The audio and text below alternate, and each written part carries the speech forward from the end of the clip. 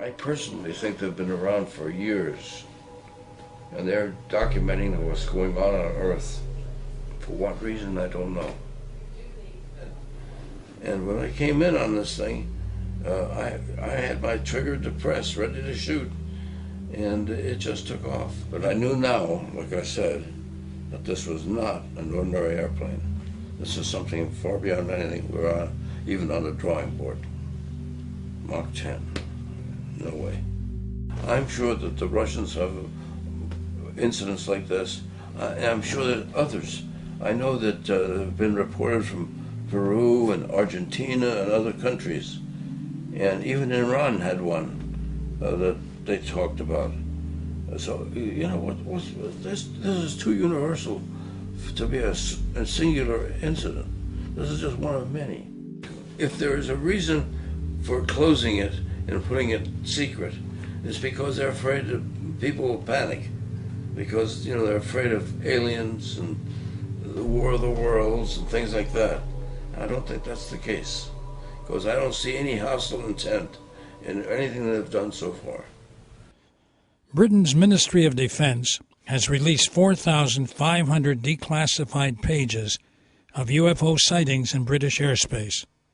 Beginning on page 295, the Milton Torres order to shoot down a UFO is finally verified after 52 years of silence. Retired Major Dr. Milton Torres, Ph.D., U.S. Air Force top jet fighter pilot, decorated Vietnam hero, and professor of civil engineering, is the only person in the world known to have been ordered to shoot down a UFO. This is his story. This is a model of my F-86D in England with all the same markings that I had in England, with the checkerboard squadron that was in with the Queen. And this was the 86D with the radome here, and the rocket pod is here, holding 24 rockets, and that's what I was supposed to shoot down the UFO with. And this is my favorite airplane. When I first came to Manston, the first thing we had to do was to, quote, transition to the new airplane. Well, I was already transitioned.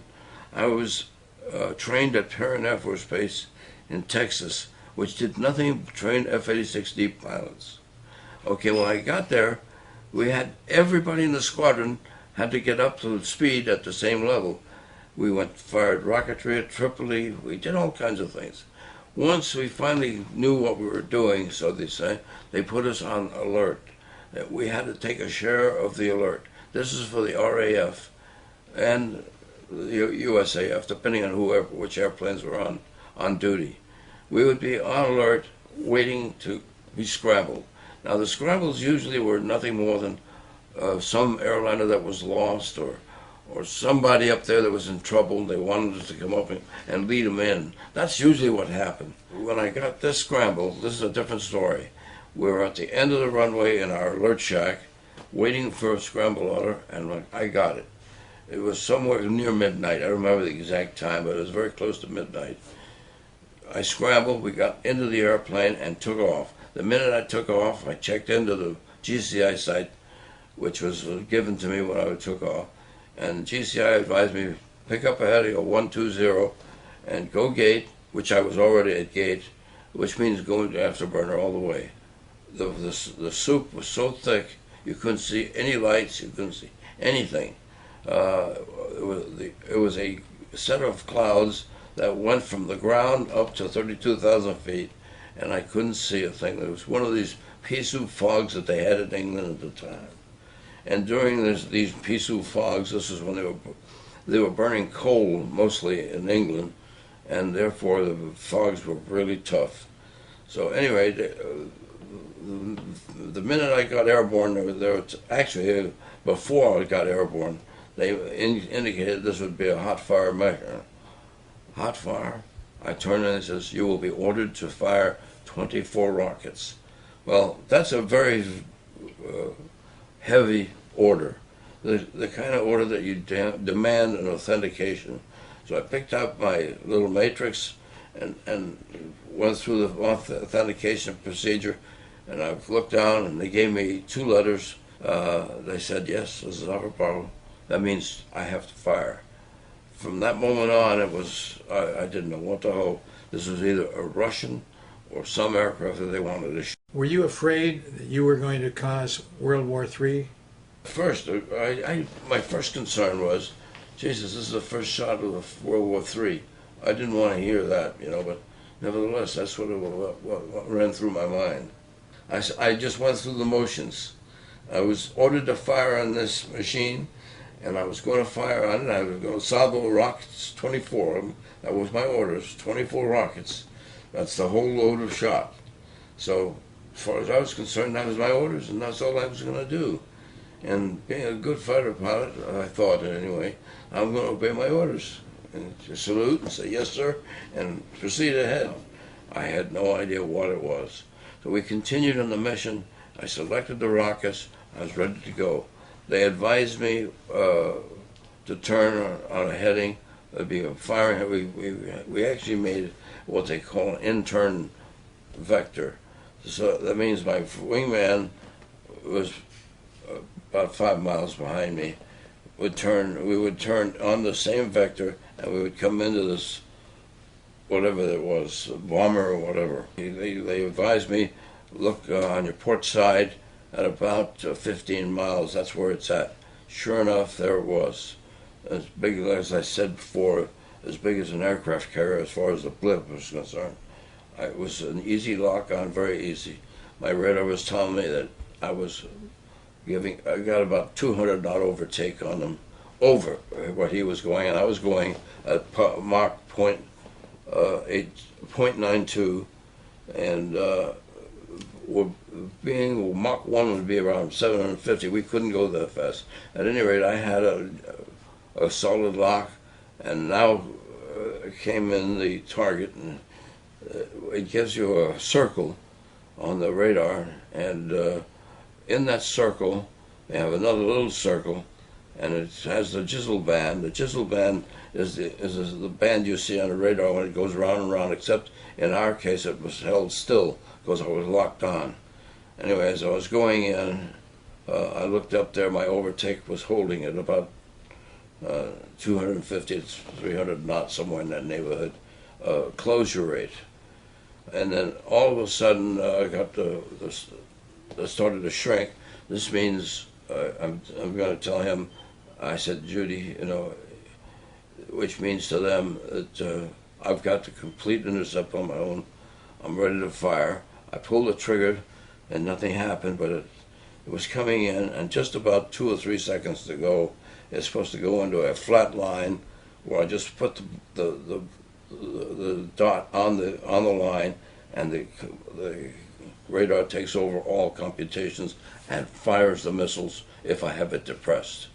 Well, that didn't happen. Next thing I know, I look up, I see the jizzle band was in center, and this blip was going straight north, straight away from me, and away from me, and it was going at I estimate Mach 10, because it was so fast.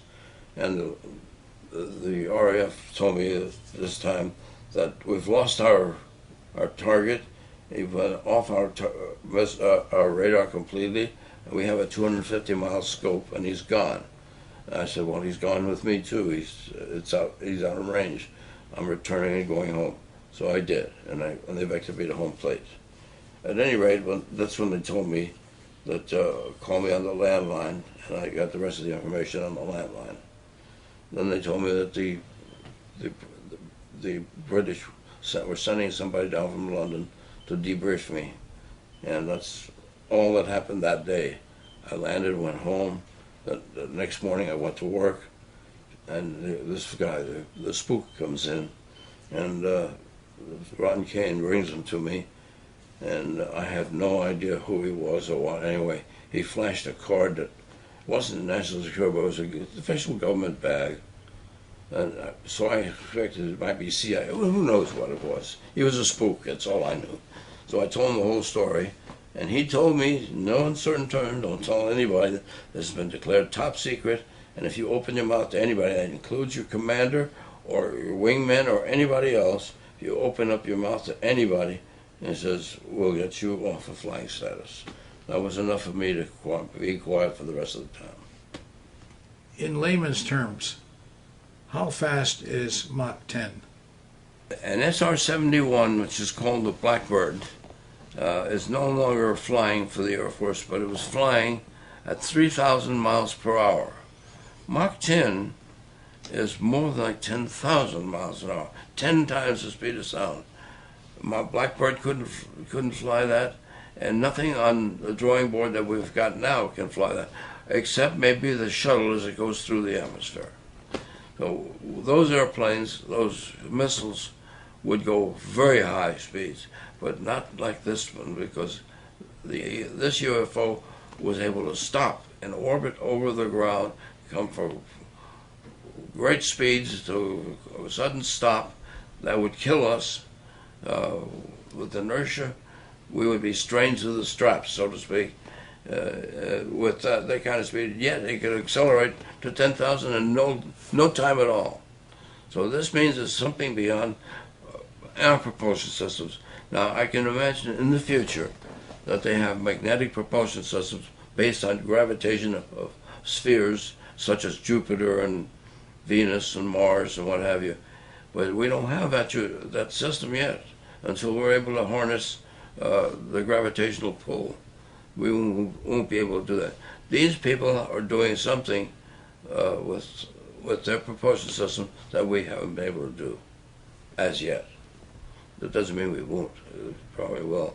The rate they go on. But Mach 10 is extremely high speed. Listen, I don't know what this alien spacecraft is made of. The last I heard, it was very light.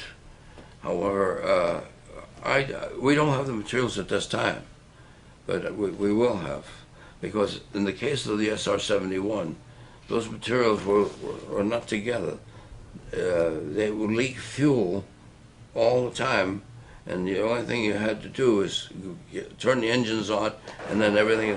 When you go those speeds, those plates would seal itself, and that's beyond us, beyond anything we're doing yet, except for I don't know about Mach 10. I don't know what Mach they're going to be able to go to. I don't even guess anymore. But it means it takes a lot of good engineering.